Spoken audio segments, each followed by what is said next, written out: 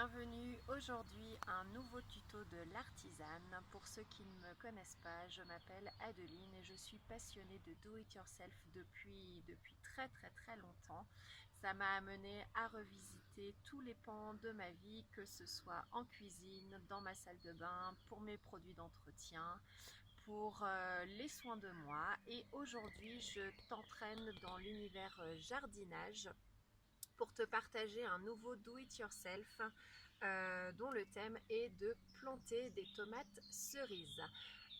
Pour me suivre et suivre toutes mes aventures, tu peux t'abonner à ma chaîne YouTube. Tu me retrouves également sur Instagram @l'artisane, également sur Facebook @l'artisane coaching.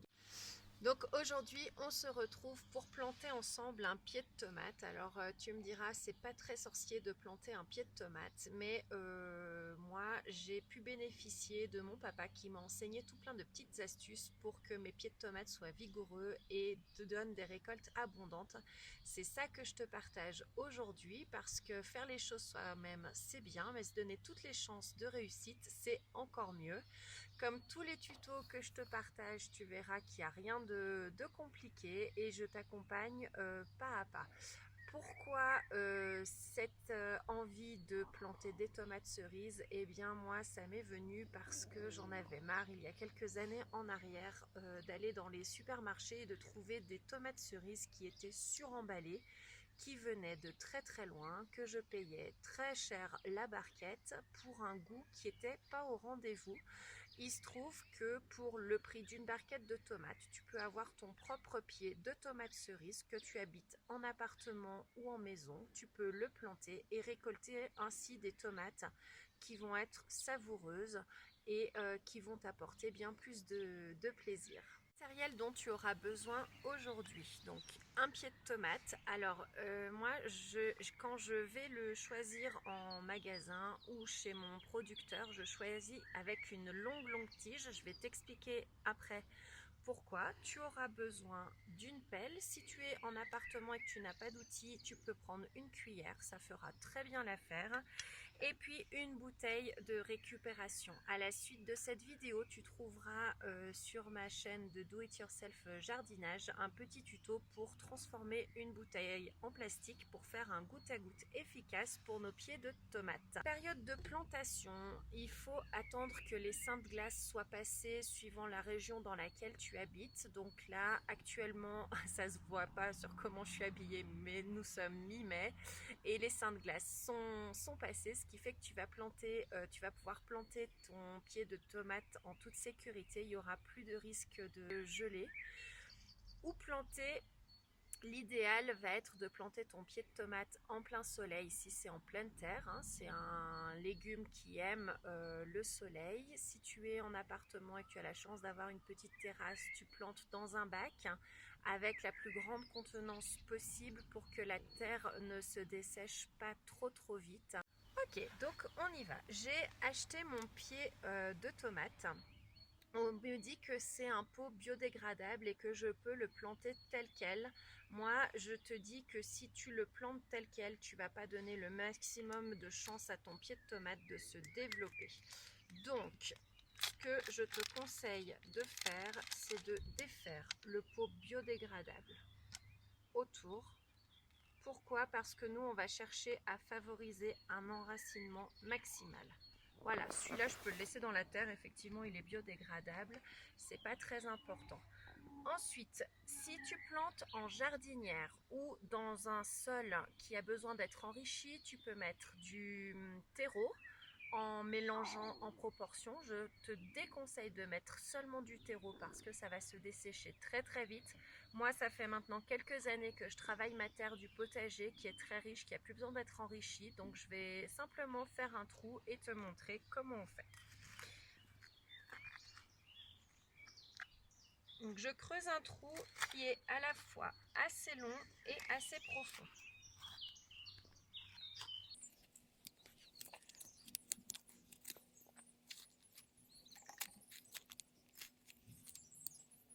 Voilà. Pourquoi? Parce que au lieu de planter seulement cette partie-là, je vais venir coucher mon pied de tomate pour laisser dépasser seulement cette partie-là. Je vais enlever les feuilles qui se trouvent de chaque côté. Et pourquoi? Parce que le long de la tige, je vais favoriser comme ça un enracinement qui va être bien plus important que si je l'avais planté verticalement. Donc je commence par faire ce qui s'appelle pincer les feuilles pour ne pas les blesser. Donc pincer, c'est que je viens prendre à la base des feuilles avec mes ongles et je viens comme ça enlever. Les feuilles que j'enlève, je les garde, elles vont venir enrichir ma terre. C'est pas un souci. Donc je pince et je viens mettre les feuilles dans le trou que j'ai fait. Voilà, ça c'est l'astuce la plus importante. J'avoue que si mon papa m'avait pas montré ça, j'aurais jamais osé le faire. Et pourtant, c'est ce qui permet d'avoir ensuite des pieds qui sont bien vigoureux. Donc je commence par planter mon pied de tomate en le dénudant. Et je viens ensuite le coucher, comme cela.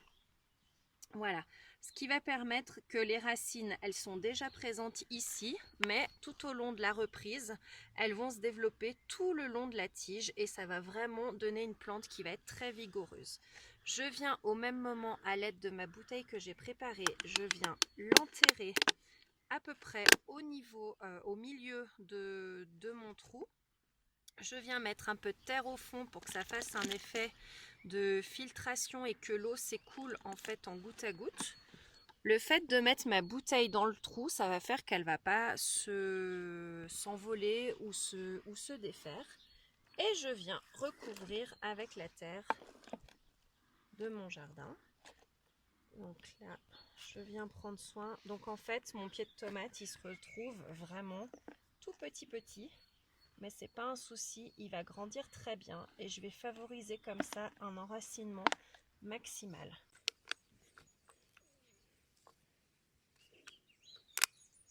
Je viens tasser.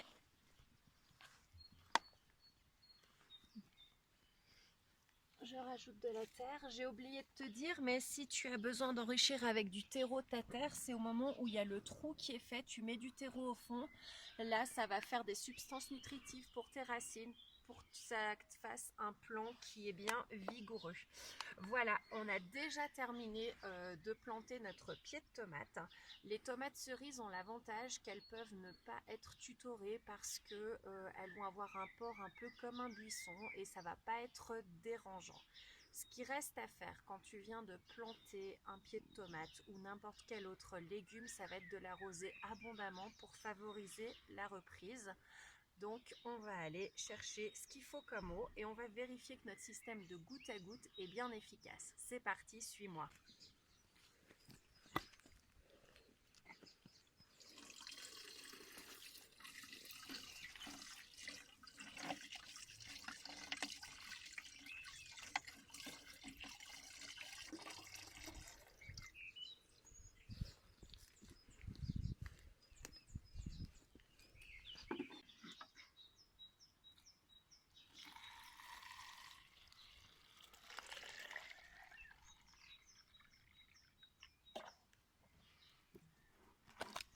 Donc là, on voit que l'eau va s'écouler peu à peu et c'est bon signe. Pourquoi j'utilise ce système-là? Parce que les tomates sont assez sensibles au stress hydrique. Ce qui veut dire que si elles ont beaucoup d'eau, puis moins d'eau, puis encore beaucoup d'eau, puis moins d'eau, ça peut te faire des tomates qui ne vont pas être en super santé. Et les feuilles des tomates peuvent avoir des petites moisissures blanches ou des petites maladies qui sont provoquées par l'oïdum. Ça, c'est si tu arroses directement sur les feuilles. Le fait d'avoir une bouteille, tu vas venir mettre l'eau dans ta bouteille, ça va préserver tes feuilles de tomates et ça va te faire un plant qui va être beaucoup plus vigoureux. Nous voilà au terme de ce do-it-yourself consacré à la plantation de tes pieds de tomates pour avoir des apéritifs maison avec tes propres tomates. Au moment que tu choisis ton planton de tomates, tu peux prendre un pied qui est plutôt grand et en pinçant les feuilles, ça va te permettre d'avoir une tige qui est très grande que tu vas pouvoir mettre en terre pour favoriser l'enracinement. Ensuite, je t'ai montré le système de goutte à goutte qui va te permettre d'avoir un arrosage régulier, ce qui fait qu'une fois par jour, tu viens pour remplir ta bouteille. Tu verras, parfois la bouteille se vide pas complètement. Ça donne un apport en eau qui est continu et qui va favoriser la poussée de belles tomates. Je t'ai aussi parlé du fait qu'il fallait pas que tu mettes que du terreau. Souvent au début on a tendance à croire qu'en mettant du terreau ça va nous faire des plantes qui vont être dans des meilleures conditions possibles. Si tu ne mets que du terreau, ta terre va se dessécher très vite et ta plante va souffrir. On a vu aussi que tu pouvais enlever les tiges qui étaient le plus en bas, ça ne va pas blesser ton pied de tomate, ça ne va pas l'empêcher de devenir beau et vigoureux. Finalement, au moment où on le plante, il est tout petit, mais il va grandir, c'est pas un souci. Tu pourras le voir de tes propres yeux et je te montrerai sur Facebook ou sur Instagram l'évolution de ce pied de tomate. Voilà, et bien j'espère que la découverte de l'univers jardinage de l'artisane t'a plu. Pour me soutenir, la seule manière que tu as actuellement en t'abonnant à ma chaîne YouTube, en partageant cette vidéo si tu penses qu'elle peut intéresser du monde autour de toi. Je t'invite également pour avoir plus en détail sur les nouvelles activités à venir et le développement de mon activité avec l'artisane, à t'abonner à ma page Facebook @l'artisanecoaching ou bien à mon compte Instagram @l'artisane. Je te souhaite de très belles expérimentations et je te dis à très vite. Ciao!